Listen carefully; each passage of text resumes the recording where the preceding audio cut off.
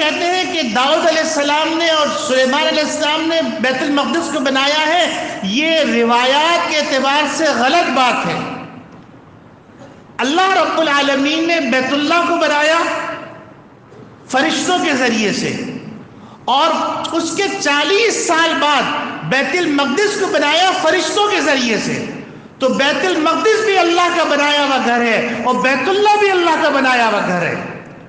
اور پھر جب اس کی تعمیرات کمزور ہو گئی تو پھر داؤد علیہ السلام اور سلیمان علیہ السلام نے اس کی دوبارہ تعمیر کی، اور بیت اللہ کی ابراہیم علیہ السلام اور اسماعیل علیہ السلام نے دوبارہ تعمیر کی۔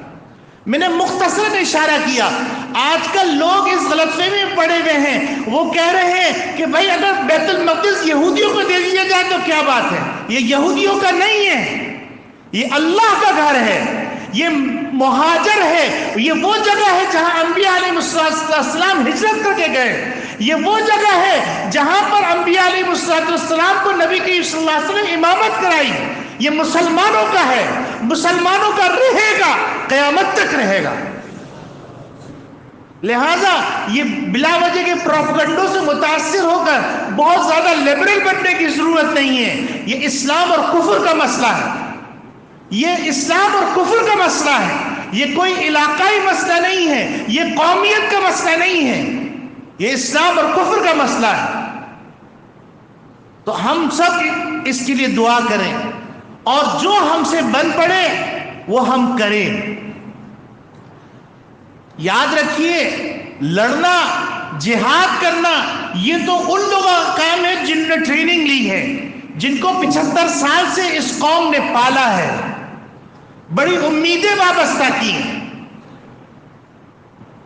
تو میرے عزیز دوستو بھائیو، ہم عوام ہیں، ہمارے ذمے ہے برائی کو برائی بیان کرنا اور برائی کو برا سمجھنا اور ان برائی کرنے والوں کے خلاف بد دعائیں کرنا۔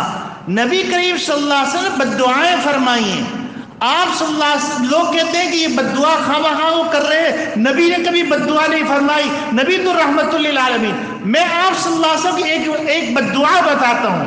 آپ صلی اللہ علیہ وسلم فرمایا اللہم سلط کلبا من کلاب فلاں، کہ اے اللہ اس فلاں شخص کے اوپر کتوں میں سے اپنا ایک کتا مقرر کر دی جو اس کے چیتھڑے اڑا دے۔ اور پھر انسانوں نے دیکھا کہ اس کافر کے اوپر اللہ رب العالمین نے کتے کا حملہ کروایا، اس کے چیتھڑے اڑ گئے۔ تو نبی کریم صلی اللہ علیہ وسلم نے نافرمانوں اور باغیوں کے لیے جو سرکش تھے، اگر آپ صلی اللہ علیہ وسلم نے فتح مکہ کے موقع میں لا تثریب علیکم اليوم فرمایا ہے، تو آپ صلی اللہ علیہ وسلم نے یہاں پر یہ بھی فرمایا ہے کہ بیت اللہ کے غلاف سے چمٹا بھی اگر ہو تو اس کو قتل کر دو۔ آپ صلی اللہ علیہ وسلم کی تاریخ کو، سیرت کو دونوں طرح دیکھیے، اور اتنے صوفی مت بنیے، اتنے رحم دل نہیں بنیے۔ آپ کا خون پی رہا ہے، معصوم بچوں کا خون پی رہا ہے، نومولود بچوں کا خون پی رہا ہے، لیکن اس کا پیٹ ابھی تک بھرا نہیں۔ اللہ رب العالمین ہم سب کو اپنے اعمال درست کرنے کی توفیق عطا فرمائے، ہمارے ملک پاکستان کی حفاظت فرمائے، بیت المقدس کی حفاظت فرمائے، بیت اللہ الحرام اور مسجد نبوی کی حفاظت فرمائے، اور تمام بلاد اسلامیہ کی حفاظت فرمائے۔ وآخر دعوانا ان الحمدللہ رب